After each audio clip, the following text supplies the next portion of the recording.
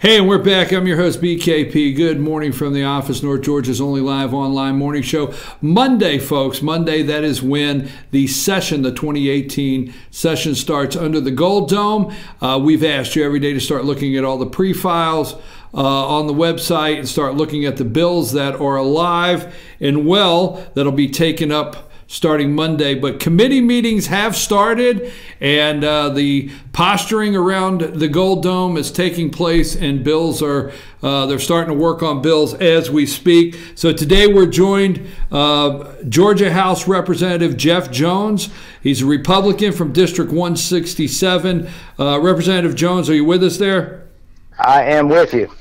Representative Jones currently is on the following committees: the Insurance, Interstate Cooperation, Vice Chair of the Motor Vehicle, and Science and Technology. You are already going into committee meetings now before Monday takes place. You're already doing some pre-work, session work, are you not, Representative Jones? Yeah, that is correct. We've met, for example, the Science and Technology Committee has met a couple of times studying how we can secure Georgia's voter system, for example. Secure voter, yes. Georgia voter system. So you guys have already met on that. Since you brought that up, and we are in the election cycle this year. We're going to have a big election in Georgia this year. We have a governor, a secretary of state, several positions, lieutenant governor. What are some of the things you're talking about in that committee about safeguarding the elections in Georgia? The current system manufactured by Diebold is ancient by today's technological standards. We've interviewed 3 vendors thus far, and we're going to continue to study, look at their presentations and look. But we're looking for a way where there is a voter verifiable written record that we can audit to be sure that the vote cast by a voter is indeed the vote that gets reported and counted in the election.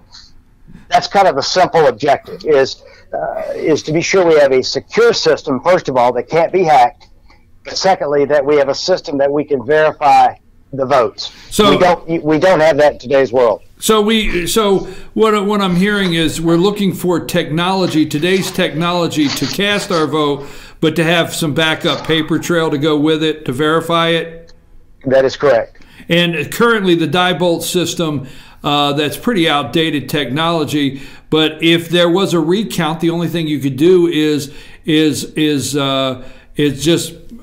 basically dump the vote out of the machine. There's no audit trail. There's no audit trail, so you'd only be bringing up the same vote that it brought up the first time. Exactly. Okay. Well, what's the chances? I want to get. I mean, you brought that up, and I appreciate you doing it. What's the chances of this session something happening on that front and making changes in Georgia, the safety of the Georgia voting system? I think the chances are pretty good. Again, as you know, no doubt, this is going to be kind of an odd session with so many House and Senate members running for higher office. It's going to be kind of strange, and nobody's going to want to make anybody look good. People are going to want to make the opponents look bad. So it's really a bit difficult to project what's going to come out.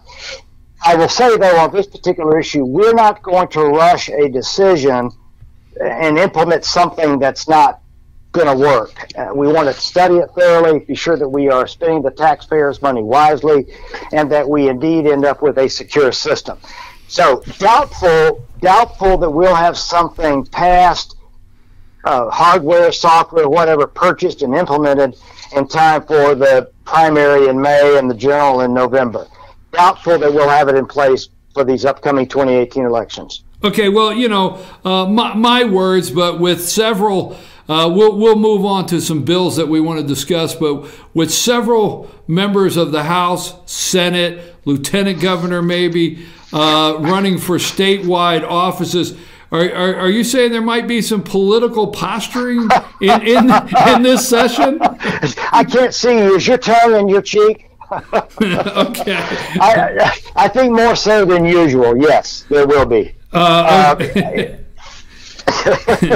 More than ever, yes, right? So yeah, more than ever. And there's always political posturing. I mean, it's the way the process works. You know, you introduce legislation, or you work on legislation. You try to build support for your legislation, try to build a coalition of people who agree with your view, and you know that your bill is the most important bill and it needs to get through despite everything else that might be out there. So this is going to have an interesting dynamic to it. Well, Representative Jones, I think we're going to see several bills that have statewide effect, not just regional, statewide effect, that whether they go through or not, there'll still be something that the candidate can campaign on statewide that they were trying to achieve, right? We'll leave it there. I agree.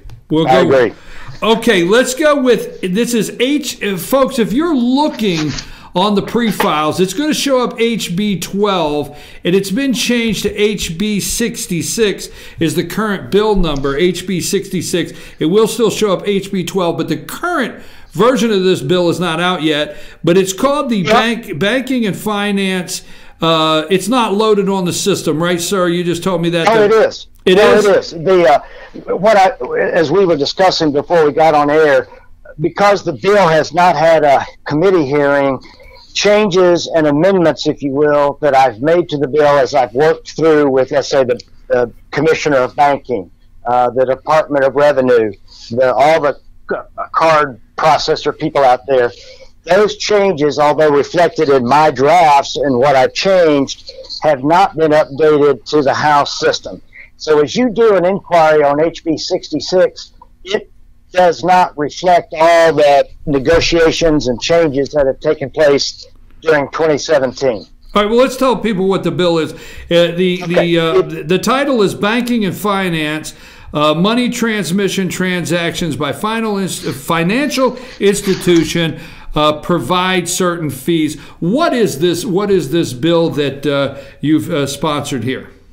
In very simple terms, the legislation proposes to collect a fully refundable fee for cash wire transfers that originate in Georgia and terminate anywhere else. Now, and I'm specifically going after Georgia's massive underground economy. And by that, I'm talking about drug dealers, gamblers, people who are paid in cash, and people involved in the sex trade industry. Those are people who typically are trying to hide their cash. They try to move it around and launder it so that it never surfaces to the light of day and never gets reported as income. So this bill proposes to charge a fee for those transfers. And as I say, it's fully refundable. So any Georgia taxpayer, and this would include illegals who can file for an individual tax ID number, ITIN, every person who is subject to this fee is entitled to file through the Department of Revenue, Georgia Department of Revenue, to have that fee fully refunded to them in the form of a tax credit. So it's those people who don't want their income reported, who do not want the cash that they'll deal with to see the light of day. Those are the folks who are ultimately going to be those whose fees are retained by the treasurer in the state of Georgia. And it's estimated that this bill will generate conservatively $50 million, but more realistically, $100 million of revenue to the state of Georgia. And this is net after fees and refunds. This is modeled after legislation that Oklahoma has had in place for quite a number of years. We've got about 4 times the number of illegal aliens that reside in Oklahoma. So based upon the collection rates in Oklahoma, that's kind of where, that plus the fact that our fiscal office has done an official fiscal note to estimate the revenue. We're usually talking $50 to $100 million in revenue to the state, not affecting and not coming out of the taxpayers' pockets in the state of Georgia. All right, well, let me ask you a question, and if I'm off the track here, put me back on it. But it says money transmission transactions by financial institutions. Are we talking about the person that shows up at Western Union Friday at 6 o'clock and wires to a South American country $800? Yes. Same? Yes, there's like somebody who goes to Walmart and sends money. Western Union transfers. Any of those money transfer agencies or businesses that will accept cash and wire it somewhere out of the state of Georgia. Yes. So what the state's doing is saying, you know, we're going to collect a fee if you're out there in our state and you're, I don't want to say working illegally, because not every transaction's illegal, and this bill is not written for the person that's handling a legal transaction, right? That's refundable. Correct. That's absolutely correct. In fact, bank-to-bank transfers relating to real estate transactions by our military who may reside in one state but are stationed in another and who transfer money home. That money is not going to be captured in this fee process. So again, it really focuses, by its very nature and design and the way we've worked it out, it really does concentrate on those people who are trying to hide their cash. If they're trying to hide the cash, let me ask you, what will be the what will be the fee? I mean, how will the fee be calculated on a wire transfer, a cash wire transfer? We're looking at 2% of the fee with a minimum of a $10 fee. Minimal is that's simple. Is $10. Yeah, and to make it, and you know, because we're going to be asking these money transfer folks to do some work, because they're going to have a little bit of additional record keeping that's involved when they're processing their transaction. We're going to pay those folks a bit of a fee, you know, for the hassle, for the administrative effort that they undertake to collect the fee. That fee, the fee we're going to pay those folks is similar to what a retail store is paid in vendor compensation by the Department of Revenue. You know, if you collect sales tax on the part of the state of Georgia, the vendor compensation portion says that you can keep 3% of that fee as the business for the trouble that you've gone to collect, report, and pass that money on to the state. Similar thing in HB 66. Well, let me ask you. And what other states? Now, you had mentioned what other states have this in place or a similar bill of this status? What other states have that? The only state currently doing this is the state of Oklahoma. And they've been doing it, as I said, 4, 5, 6 years. They've been doing it quite successfully. And in fact, there are those who were encouraging the federal government to consider adding this little proviso to the tax bill that we just got through. Estimated that the United States could have collected over $2 billion for these same types of transactions. So Oklahoma's the only state currently doing it. Okay, well, let's move to another bill, and folks, let me just remind you out there that bills in the State House are alive for 2 years. Okay, so if you go to the pre-files, those are new bills, or if you see one that says 2016, that means it's over 2 years, and you have to refile a bill. So bills are alive for 2 years under the current biennial system. That's right. Correct. They're alive for 2 years before the need for refile. So not the only bills that you see on pre-file are not the only ones that are up for possible votes this year. And we go into a bill that was filed last year. You filed this bill last year, and it's HB 484, and it's driver's license clarify persons who may obtain certain license, permits, or cards and provisions. Explain this bill 484 for me. You bet. Currently, the Department of Driver Services, DDS, has issued over 50,000 Georgia driver's licenses to people who are residing in our state who are illegal. Now, these people have a legal deferred status, and they are under perhaps a deportation order that has not yet been fulfilled. So those people, by virtue of the Real ID Act, which is a federal act that came up after the horrors of 9/11, began to start helping states and the federal government be more consistent and making sure that when we issue an official government ID to an individual, that it meets certain standards. So HB 484 simply says to the Department of Driver Services, and by the way, the Real ID Act has many provisions, but it does not require a state, such as Georgia, to issue a quote-unquote driver's license to illegal aliens. That option is left up to the individual states. So in Georgia, we issue driver's licenses to illegals. So what 484 does is it says to DDS, don't issue driver's license to these folks. What we're proposing is that you issue what we're calling a driver courtesy card, still a driver safety card, rather. And what this card does, and it has a different orientation. The driver's license is horizontal, if you will, like the horizon, and the proposed driving safety card is vertical, or portrait, is, if you will. And currently DDS issues a similarly oriented driver's license to underage Georgians who are in a learning permit process. So what we're saying is, let's go ahead and test these people, be sure that they can drive on our streets safely, and we will issue them a driving safety card.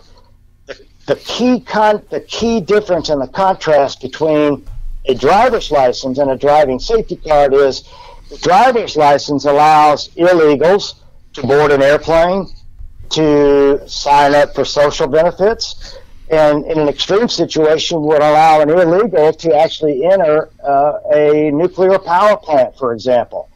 So it was not the intention of the Real ID Act, nor do I believe it's the intention of our DDS to give illegals more of an ID than they're entitled to.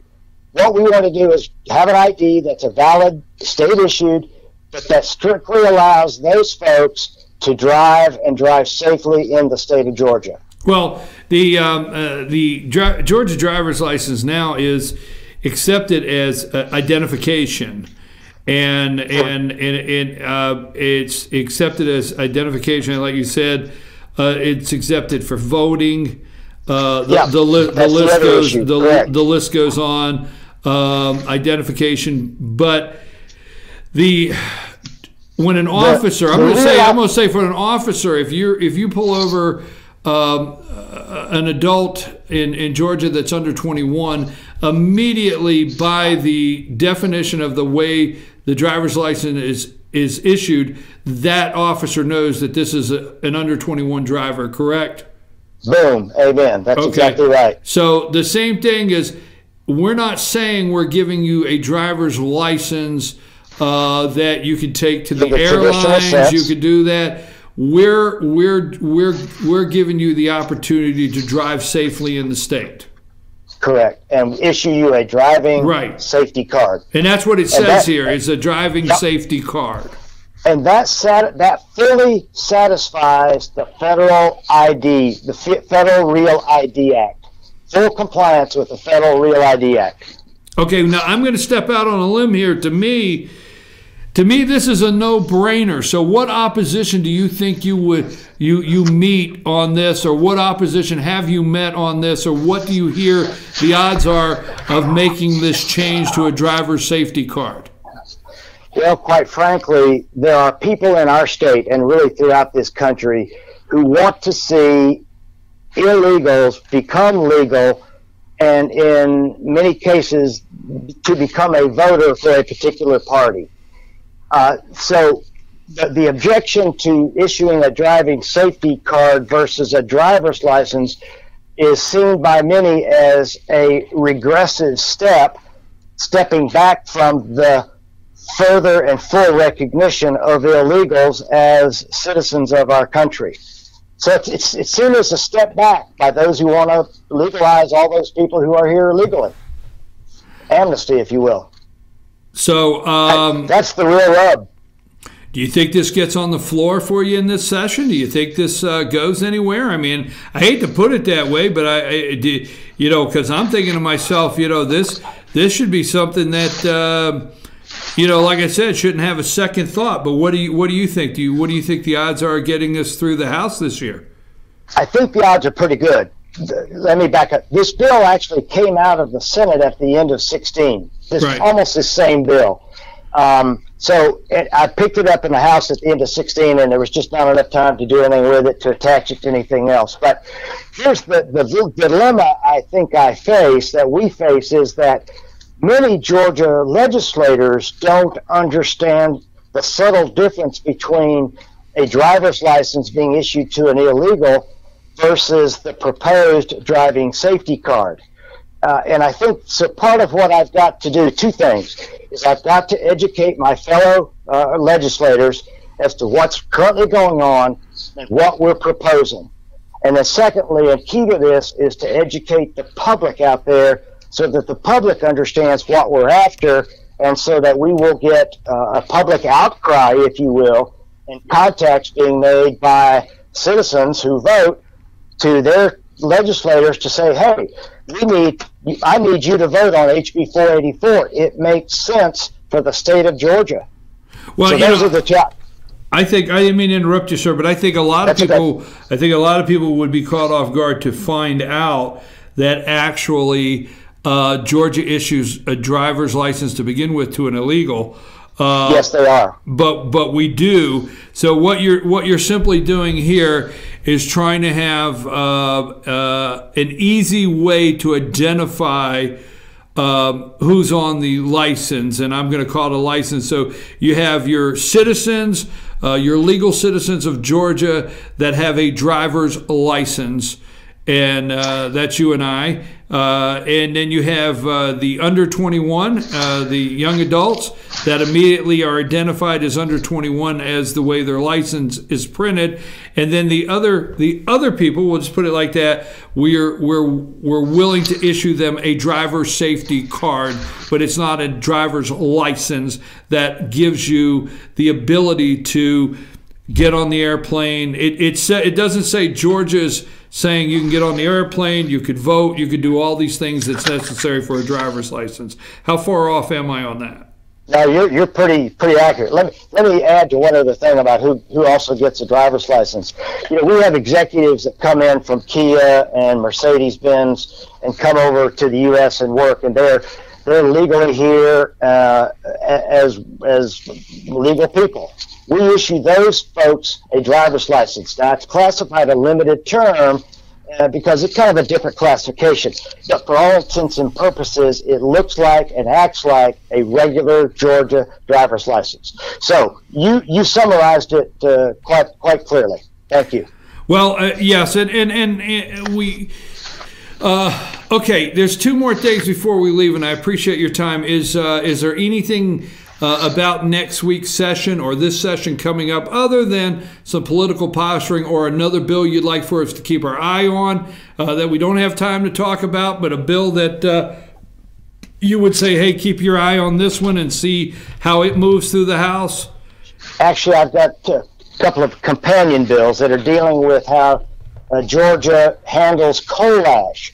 Coal ash being the product that comes out of a coal-fired power plant. We've got two issues. The federal government has said we've got to close our coal-fired power plants, we've got to close our ash ponds and drain those. So one bill is going to just require public notice so the people know that when those coal ash ponds are being drained into state waters, rivers, lakes, and streams, so they can decide if they want to fish, swim, or recreate in those areas. The second bill is a broader bill that establishes in law standards that a solid waste storage facility, either municipal or private, the standards that they must meet as they store coal ash in their various waste facilities. There are no current legislative standards in place, and so we're trying to establish some minimum standards that our DNR EPD division can actually then enforce. So watch those two bills. It's a big deal because Georgia is becoming known as the dumping ground for coal ash from surrounding states. And we don't want to be the dumping ground for other people's coal ash. But if coal ash gets brought here, we want to be sure that it's stored safely and does not contaminate our pristine Florida aquifer or any of our lakes and streams, rivers, etc. So that's those two bills. Okay, well, we'll close with this. Rumor is that the Speaker Rawson has made the comment that next Tuesday he won't be there because he'll be celebrating the Georgia National Championship. That's not rumor. That's fact. I know it's fact. So we'll be in session on Monday. In fact, we'll be at a summer meeting, fall meeting, whatever, at the caucus. And he announced that if Georgia's in the playoffs, which we obviously are, we will be out of session on the 9th. So we're in on the 8th, recess on the 9th, and back in on the 10th. And I think we've got the State of the State address that's scheduled for Thursday, January 11th. So that's what's coming in this first week. So Tuesday's a day off, and hopefully we're celebrating the national championship. We will be. There you go. We will be. We've got Alabama's number this year. We're gonna whip up on Alabama. Okay. Well, look, Representative Jones, I appreciate it. We're going to end it there, and we'll communicate all through the session at any time we can and have you back on. And go Dogs. Go Dogs. Okay, thank you very much. You have a nice day, sir. That is State Representative Jeff Jones. Jeff Jones is from District 167. I think it's down around Savannah, if I look that up. And we have talked about a couple bills that he has in place. And HB 484 and HB 66 are two he wants you to follow closely.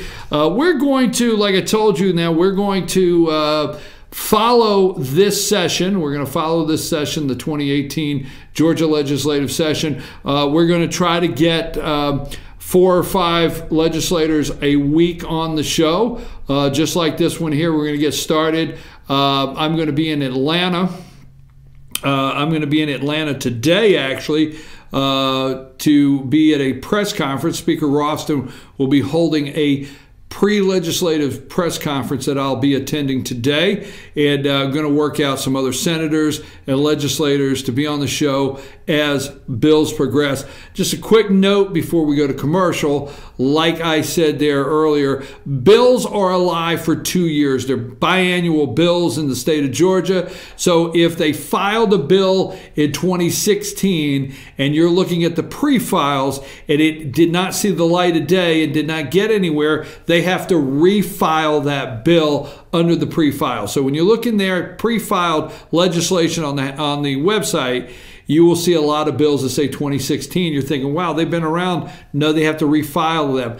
Now, the pre-file bills are not the only ones. Go into 2017, and if they're still active, you can look at the status they got last year and where they're at in committee, and they're still alive from last year and this year. So as the Representative Jeff Jones said, this will be an interesting session from the political posturing. I'm your host, BKP. We're going to take a brief break, and we'll be back right after these messages. Lonnie, take us to break.